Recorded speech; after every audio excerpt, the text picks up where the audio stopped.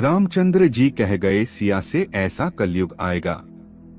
कृष्ण ने कहा था ऐसा होगा कलयुग। पौराणिक ग्रंथों में युग का मान अलग अलग है। पौराणिक ग्रंथों के अनुसार 4 युग होते हैं: सतयुग, त्रेता युग, द्वापर युग और कलयुग। कहते हैं कि कलयुग में पाप अपने चरम पर होगा। वर्तमान में कलिकाल अर्थात कलयुग चल रहा है। ग्रंथों में इस युग में क्या क्या होगा या घटेगा यह स्पष्ट लिखा गया है। यह भी है कि इस युग में जब कहीं भी प्रलय होगा तो सिर्फ हरि कीर्तन ही उस बचाएगा। नमस्कार मित्रों, स्वागत है मेरे एक नए वीडियो में। वीडियो पसंद आए तो एक लाइक जरूर कीजिएगा, कमेंट में जरूर लिखें जय श्री कृष्णा। नंबर 1 पर आता है सतयुग। सतयुग में प्रतीकात्मक तौर पर धर्म के 4 पैर थे। सतयुग में मनुष्य की लंबाई 32 फीट अर्थात लगभग 21 हाथ बताई गई है। इस युग में पाप की मात्रा 0 अर्थात 0% होती है।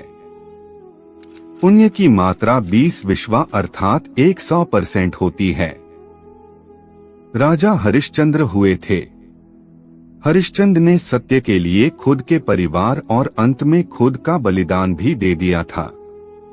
नंबर 2 पर आता है त्रेतायुग। त्रेतायुग में धर्म के 3 पैर थे।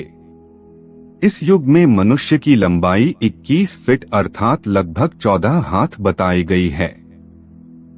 इस युग में पाप की मात्रा 5 अर्थात 25% होती है और पुण्य की मात्रा 15 अर्थात 75% होती है। इस युग में विष्णु का वामन और राम अवतार हुआ था। असुर राज बाली ने 3 पग में धरती दान कर दी, जबकि राक्षस राज रावण से सीता का अपहरण करने के बाद उन्हें छुआ तक नहीं। नंबर 3 पर आता है द्वापर युग। द्वापर युग में धर्म के 2 पैर ही रहे। इस युग में मनुष्य की लंबाई 11 फीट अर्थात लगभग 7 हाथ बताई गई है। इस युग में पाप की मात्रा 10 अर्थात 50% होती है, जबकि पुण्य की मात्रा 10 अर्थात 50% होती है। मतलब यह कि इस युग में आधे मनुष्य पापी और आधे पुण्यात्मा थे। इसी युग में महाभारत का युद्ध हुआ था। यह युद्ध धर्म युद्ध ही था। कृष्ण ने धर्म की रक्षा की थी। नंबर 4 पर है कलयुग। कलयुग में 2 पैर और अब कलिकाल में धर्म के पैरों का कोई नामो निशान नहीं है। धर्म अब पंगु बन गया है। इस युग में मनुष्य की औसत लंबाई 5 फीट 5 इंच अर्थात लगभग 3.5 हाथ बताई गई है। इस युग में धर्म का सिर्फ 1/4 अंश ही रह जाता है। इस युग में पाप की मात्रा 15 अर्थात 75% होती है, लेकिन वर्तमान में देखा जा रहा है कि कलयुग अपने चरम पर है। यह जो 25% पुण्य की मात्रा बताई गई है, यह अब कहीं भी नजर नहीं आती है। महज 5% ही पुण्य कहीं बचा होगा। अब तो चारों तरफ पाप ही पाप नजर आता है। आओ जानते हैं कैसे। कलयुग में थोड़े से धन से मनुष्यों में बड़ा घमंड होगा। स्त्रियों को अपने केशों पर ही रूपवती होने का गर्व होगा। कलयुग में स्त्रियां धनहीन पति को त्याग देंगी। उस समय धनवान पुरुष ही स्त्रियों का स्वामी होगा।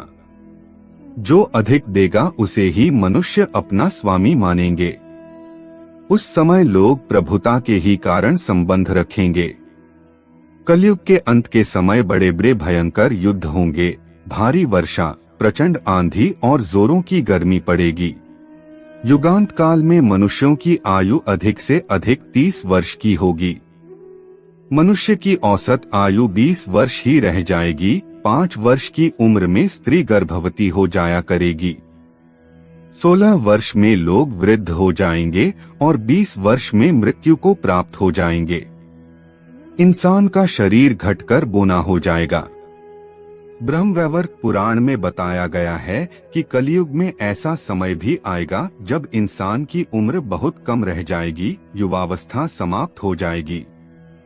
कली के प्रभाव से प्राणियों के शरीर छोटे छोटे, क्षीण और रोगग्रस्त होने लगेंगे। श्रीमद् भागवत के 12 स्कंध में कलयुग के धर्म के अंतर्गत श्री सुखदेव जी परीक्षित जी से कहते हैं, ज्यों-ज्यों घोर कलयुग आता जाएगा, त्यों-त्यों उत्तरोत्तर धर्म, सत्य, पवित्रता, क्षमा, दया, आयु, बल और स्मरण शक्ति का लोप होता जाएगा। अर्थात लोगों की आयु भी कम होती जाएगी जब कलिकाल बढ़ता चला जाएगा।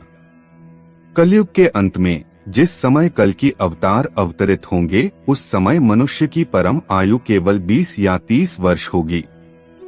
जिस समय कल की अवतार आएंगे, गायें भी बकरियों की तरह छोटी छोटी और कम दूध देने वाली हो जाएगी। पुत्र पिता का और पिता पुत्र का वध करके भी उद्विग्न नहीं होंगे। अपनी प्रशंसा के लिए लोग बड़ी बड़ी बातें बनाएंगे, किंतु समाज में उनकी निंदा नहीं होगी। उस समय सारा जगत म्लेच्छ हो जाएगा, इसमें संशय नहीं। कलयुग में लोग शास्त्रों से विमुख हो जाएंगे। बुरी बातें और बुरे शब्दों का ही व्यवहार किया जाएगा। स्त्री और पुरुष दोनों ही अधर्मी हो जाएंगी। स्त्रियां पतिव्रत धर्म का पालन करना बंद कर देगी और पुरुष भी ऐसा ही करेंगे।